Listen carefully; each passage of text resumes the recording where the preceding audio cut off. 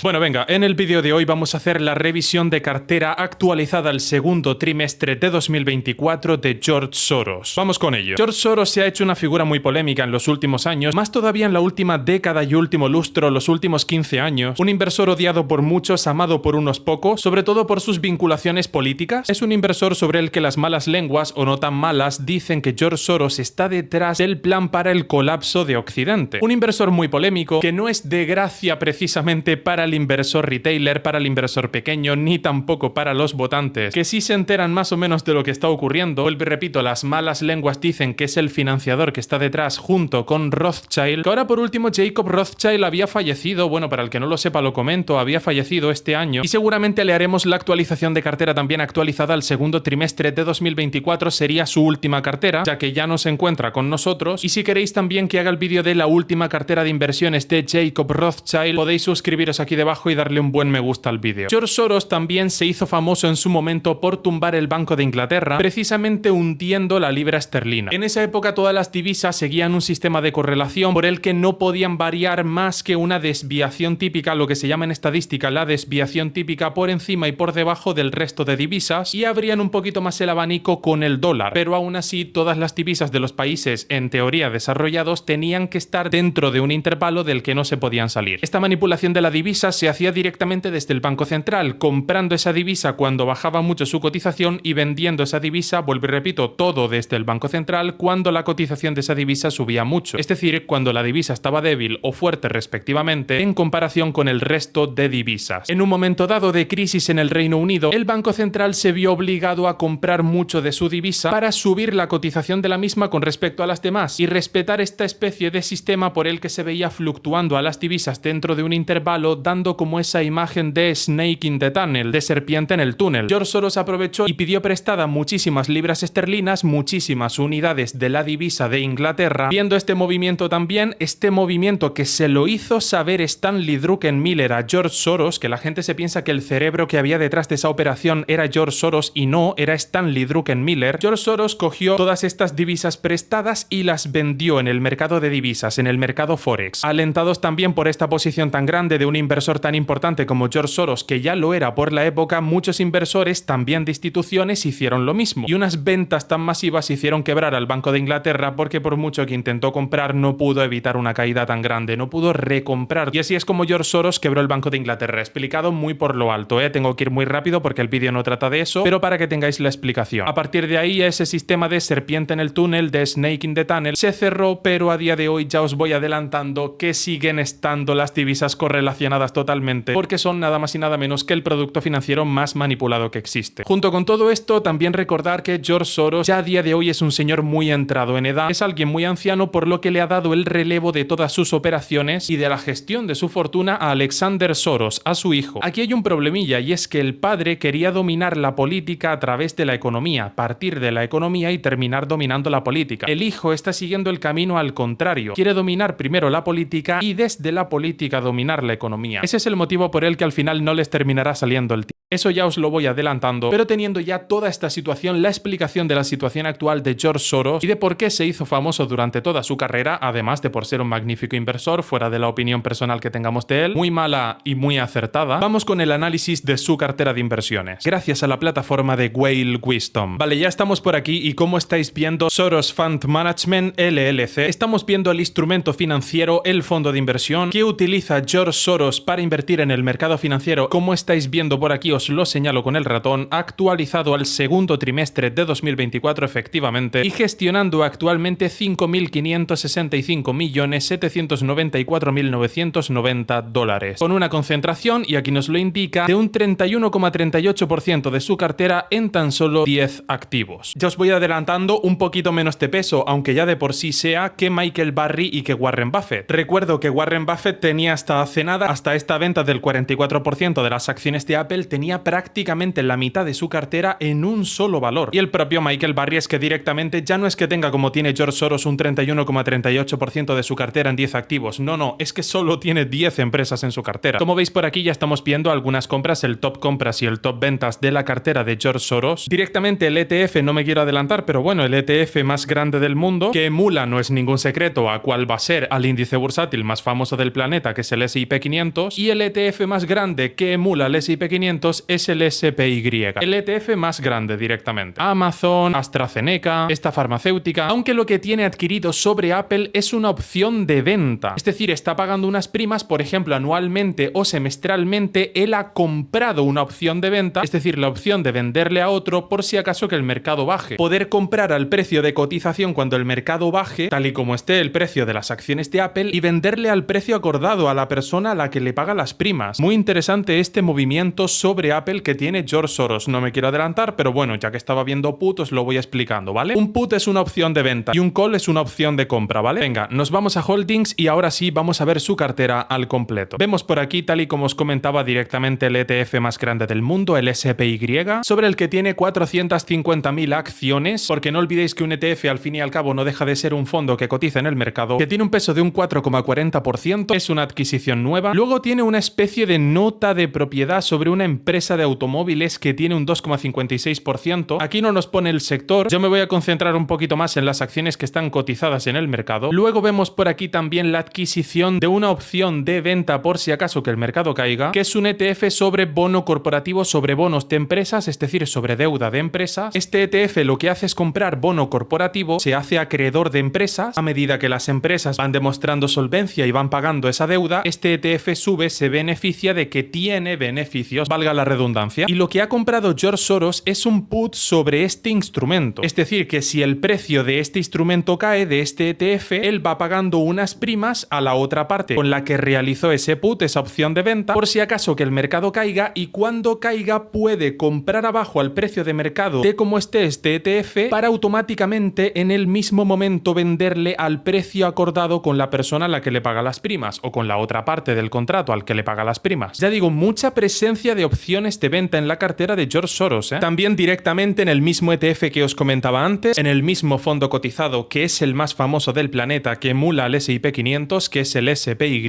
Como veis, en el comienzo del nombre pone SPDR, dejando claro que es un instrumento emitido por la gestora de activos State Street Global Advisors. Todos los instrumentos, todos los ETFs que empiecen por SPDR están emitidos por la gestora de activos State Street, al igual que los que ponen iShares y Shares están emitidos por BlackRock. También hay otro grupito de ETFs que son los que tienen, por ejemplo, el ticker de XLV, MLV. Todos esos LVs, esos ETFs que tienen como en común varias consonantes, tienen un ticker de 3 consonantes y 2 de ellas los tienen en común. Vale, esos son los emitidos por Vanguard. Yo aprovecho y enseño un montón de cosas mientras analizamos la cartera de George Soros. Tiene comprada una opción de venta también sobre el SPY y directamente la de Apple ya la hemos visto. Tiene aquí de AstraZeneca un peso en su cartera de un 3,44% de esta farmacéutica, de WestRock, que es una empresa de máquinas de planta, para operarios de planta, una empresa de materiales, pero más para industria, para fábricas, que hacen máquinas para fábricas, vaya. De Google también, opciones con derecho a voto porque son las clase A, un peso en su cartera de un 2,99%, algún tipo de nota de propiedad de una empresa llamada Wayfair. Ya digo, yo me voy a concentrar un poquito más en las empresas cotizadas en el mercado. De Axonics, una empresa farmacéutica que recibe un 2,14% en peso en su cartera, más put sobre Costco, sobre el supermercado Costco, que es un supermercado que tiene una membresía que tú pagas mes a mes y gracias a esa membresía te puedes hacer cliente del supermercado. Vale, ¿por qué se pagaría una membresía si podemos ir a otros supermercados que directamente no nos hagan pagarlo? Porque Costco es un supermercado especialmente barato, sobre todo para algunos productos. Un supermercado más pensado para compras de primera necesidad. Un supermercado cuyas acciones se han revalorizado mucho en los últimos meses y en los últimos años también en el mercado financiero. Una empresa que lo hace muy bien, muy favorita y una de las niñas de sus ojos de Charlie Munger, que en paz descanse. También le haremos un vídeo a la revisión a su última cartera antes de que nos dejase. Pero vamos viendo muchísima presencia de puts. También vemos de Liberty Broadcom, clase C, acciones sin derecho a voto, un peso en su cartera de un 1,37%, una empresa de comunicaciones. De Baba, de AliExpress, de Alibaba. Una DR es un instrumento a través del cual los inversores que no son de China pueden invertir en valores chinos o en valores de un país que restrinja la entrada de inversores extranjeros a esa economía, por el que una entidad financiera estadounidense se planta en China o en ese país que restringe la entrada a inversores extranjeros, compra un gran paquete de acciones de una o de varias empresas, deposita esos títulos, esas acciones en la misma entidad, en su entidad financiera, en la entidad financiera estadounidense, y luego emite unos títulos que son los ADRs. ADR son las iniciales de American Depositary Receipt, y estos títulos que se negocian ahora sí en el mercado estadounidense están respaldados uno a uno con la acción china. Se mueven exactamente igual, son un producto al contado y por lo demás funciona exactamente igual que una acción. No es que pongas un 20% de garantía sobre tu posición total o un 10%, no. Tienes que poner el precio completo que te pide el título. ¿Por qué? Porque es un producto en contado. Comparte este título en común con Michael Burry. Michael Burry también está dentro de esta empresa, también la tiene en su cartera. Y ya empezamos a ver por aquí algún call, es decir, alguna opción de compra. Una opción de compra sería lo contrario. Como lo tienes comprado, tú vas pagando unas primas para poder comprarle. Si el mercado sube, poder comprarle al precio acordado del contrato a la persona o a la otra parte a la que le pagabas las primas, al precio acordado en el contrato, y luego ir automáticamente a vender esas acciones en el mercado al precio al que cotizan en el mercado, declarando una expectativa futura por su parte en esta empresa de automóviles, en la empresa de Rivian, que fue en su momento, tenía la expectativa también de ser como una empresa competencia de Tesla, una cotización que está sufriendo un poco, pero bueno, aquí tenemos también esta opción financiera, la compra de esta opción de compra en la cartera de George Soros. También lo mismo con TLT, que es directamente el ETF de los bonos del Tesoro estadounidense, vencimiento a 20 años, y como veis en el inicio del nombre pone iShares, tal y como os indiqué antes, dejando claro que es un instrumento emitido por la gestora de activos BlackRock. Los que empezaban por SPDR son de State Street y los que empiezan por iShares son de BlackRock. Alguna nota más declarando que tiene propiedad sobre esta empresa. Tenemos este ETF de semiconductores de Vanek, el SMH, con un peso de un 1,22% en su cartera, y ya como nos indican en esta parte, la cartera de George Soros estaría compuesta por 251 activos para ser exactos. ¿Qué es lo que ocurre y por qué no miramos más? Porque como estabais viendo, ya el peso que tienen esos valores es demasiado bajo, porque incluso hemos llegado hasta analizar un 1,22% de peso en su cartera, el peso que tenían algunos valores de estos, es decir, no nos vamos a parar a analizar los valores que tengan un peso de un 0,14, de un 0,06, porque eso es más que nada para tenerlo, porque bueno, dan un poco de dinero, vale, pero realmente lo que importa son las posiciones grandes, que son las que hemos visto. Nos vamos con las nuevas adquisiciones, pinchando por aquí en New, vemos 58 adquisiciones tal y como nos indican por esta parte y 25 mostradas en esta página. Tendríamos que ampliar un poquito más o irnos a siguientes páginas para verlo. Estos puts y estos calls, estas opciones de venta y opciones de compra, con los pesos que habíamos visto, adquisiciones muy recientes, siendo las posiciones principales en su cartera, teniendo una rotación de cartera en este último trimestre. Una rotación de cartera es cuando tú cambias los activos de tu cartera. Si por ejemplo un inversor, un gestor de fondos que trabaja en Wall Street o en la City de Londres tiene una rotación de cartera anual de 3 veces, significa que cambia los activos de su cartera, modifica los activos que componen su cartera 3 veces en el año. Todas estas posiciones nuevitas ya las habíamos mirado, alguna presencia también, ya veis, de un 0,59%. Es que este es el motivo por el que no seguimos mirando más para abajo, porque ya son pesos chiquitísimos. De alguna acción china de JD, que es un ADR, si no me equivoco, efectivamente, como estáis viendo por aquí, jd.com Inc. ADR, para poder invertir en este valor chino tienes que adquirir un ADR. Un poquito de Apple, pero es que tiene un peso de un 0,38. Podemos ver directamente alguna acción que tenga un peso de un 0,02. No vamos a estar perdiendo el tiempo mirando eso. Vamos a mirar cómo se sale directamente también de calls y de puts, es decir, de opciones de compra y de opciones de venta, sobre todo en presencia de empresas que son tecnológicas, anticipando por tanto una crisis, porque saca de su cartera cualquier instrumento financiero, ya sea una opción de compra, una opción de venta o directamente acciones ordinarias de empresas del sector tecnológico. De toda esta salvajada de activos no perdona ni uno. Por eso os quería enseñar en concreto la sección de ventas totales, y para que veáis el peso que tiene sacando de su cartera todos estos valores tecnológicos, alguna empresa de telecomunicaciones y de consumo discrecional con bastante menos peso, pero sobre todo el sector de la tecnología, que se despide prácticamente de la cartera de George Soros. Y ahora sí nos vamos con las posiciones que ha reducido y no vendido totalmente. Os quería enseñar en un primer momento solo las vendidas en su totalidad para que veáis cómo no perdona ni una. Pulsando en Add It To para ver las inversiones en las que aumenta su peso, es decir, inversiones en las que ya estaba metido, pero aumenta todavía más el peso que ese valor tiene en su cartera, es decir, está comprando todavía más unidades de esos títulos cotizados, en este caso acciones, o adquiriendo opciones de venta, adquiriendo puts sobre estos productos. Casi quintuplicando su posición en Axonics, en esta empresa farmacéutica, alguna empresa de finanzas por aquí también, y ahora sí reduciendo su peso en cartera, aún así con ventas bestiales de de Google un 38,62%, ya digo, vendiendo muchas tecnológicas, de Amazon un 26,46%, una salvajada de venta, empresas de materiales industriales, soluciones industriales y de elaboración de maquinarias para fábricas y por supuesto también no es de extrañar para nadie entidades financieras y alguna de tecnología que estamos viendo por aquí debajo. Ventas a millones y millones de acciones. Pues bueno, es una cartera que nos está dejando claro, nos está mandando el mensaje de constante de que se está preparando para una crisis. Fuera de que en alguna empresa puntual como Rivian tenga adquirida una opción de compra, ya ha comprado una opción de compra para poder comprar, esperando por tanto con expectativa futura a que suba el valor para poder ejercer la opción de compra ante la persona o entidad a la que le paga las primas, poder comprarlo al precio acordado y luego venderlo a la cotización que tiene en el mercado esa acción de Rivian. Operación que no tendría sentido si bajase el mercado porque perdería dinero, solo tiene sentido si sube y por tanto declarando una expectativa alcista sobre este valor. Pero claro, con muchísimas compras de opciones de venta sobre otras tantas empresas, dejando claro por tanto que va a comprar cuando el mercado baje, va a ejercerle esa opción a la persona o entidad a la que le paga esas primas, adquiriendo esos productos al precio de cotización en el mercado cuando el mercado baje y ejerciendo la opción de venta para poder venderle al precio acordado en el contrato. Es una cartera perfectamente preparada para un mercado bajista, que las caídas se vienen, por lo menos bajo el punto de vista de este inversor. No olvidemos uno de los más importantes de toda la historia de Wall Street. Este ha sido el vídeo del análisis de la cartera de George Soros. Mi nombre es Mr. Brent, ha sido un honor para mí informarles, les prometo que aquí seguiré haciéndolo y nos vemos en el próximo vídeo.